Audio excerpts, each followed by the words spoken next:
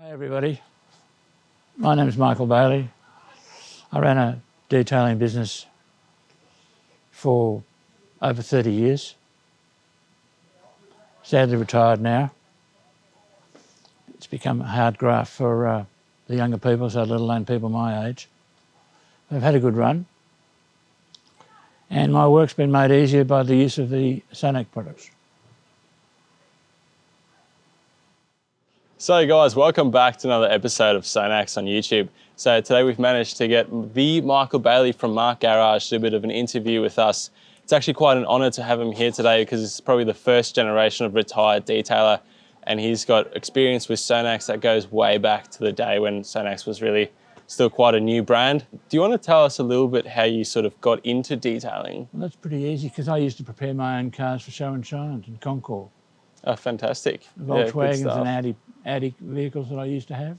When do you reckon that sort of started, when you first started getting into it? Yeah, pretty much, but it got in the early 80s. In the early 80s? Pretty much got serious about it.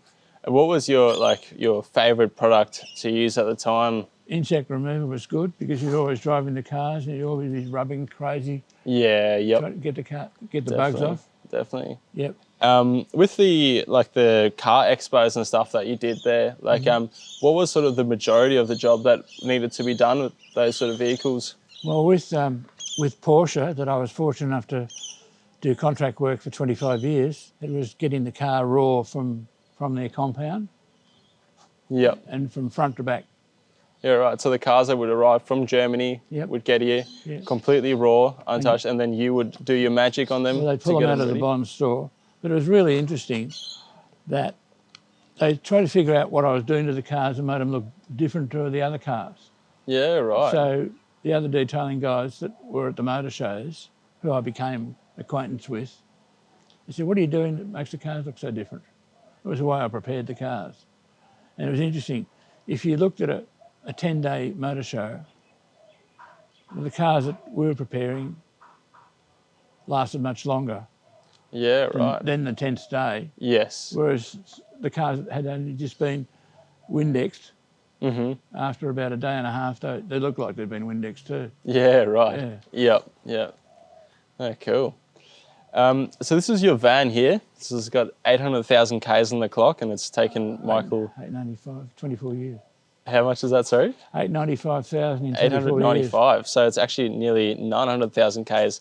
And this van has taken Michael Bailey all around Australia to all of the locations where he did his work and stuff like that. And it literally still looks pretty much like a brand new car when you look at the outside of it and the inside of it. It's quite amazing how you've taken care of it. No, well done. Well, it cost a lot of money. It was 40,000 when I bought it. So what's one of the most sort of interesting experiences you've had whilst detailing, or like funniest story or something like that? One of the funniest things was a long time ago that my wife at the time and I were doing the cars together at the BHP rod mill out at North Geelong. And one of the pollution arresters had failed and all the stuff sprayed out all over all the cars in the car park. So we were asked to go out there and try and get rid of it on the cars.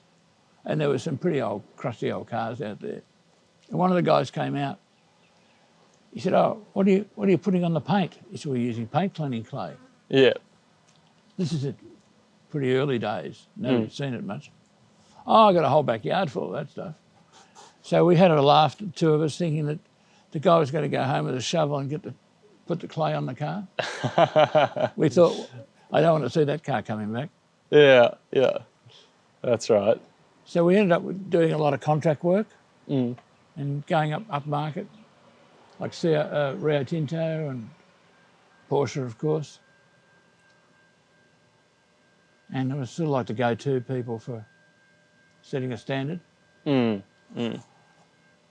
Fantastic. So you and your wife were both right into the detailing? Yeah, I'd say so. Yeah. My wife to a lesser degree, but we work well together. Back in your day, were there many detailers around, or were you like one of the main players? There were plenty of dish lickers. Am I allowed to say that? There were a lot of people who thought they could detail the car. Yeah. But it was more to do with the sponge in a bucket. Okay. You know what I mean? Not so much the buffing. Some of them tried. Yeah. And do you find that detailing has gotten a lot easier nowadays with the invention of the dual action machine and how compounds have gone? And well, that dual action or random orbital made a huge difference. And then when some of the manufacturers got to perfect the machines, some of them are still too noisy, and made a huge difference because it took that idiotness away from people using a rotary. Yeah. A lot of people got themselves into awful lots of trouble with using a rotary. That's right, yeah. And to this day, do you find a rotary is more your type of machine to use, or do you prefer a dual action? Well, I've probably got towards the later years when I was actually physically doing the work, I'd probably gravitate towards the random orbital or rather than the rotary. Rather than a rotary, yeah. But then once you've had the experience with the rotary, it's like riding a bike. You never forget how to ride the bike. That's right. Yeah. Do you want to tell us a bit about the story about this car as well? I was driving a Commodore wagon, and bright red with the ski box on top. Before ski boxes were. What's the word I'm looking for? Before they would be more common. It was pretty rare. It looked like a 6 seat for the mother-in-law, coffin on the roof. And I traded that in, sold that privately, and I bought this back in January '99. Which dealer did you buy it from back in the day? In Geelong? Yeah. A friend of mine was a sales guy there. Yep.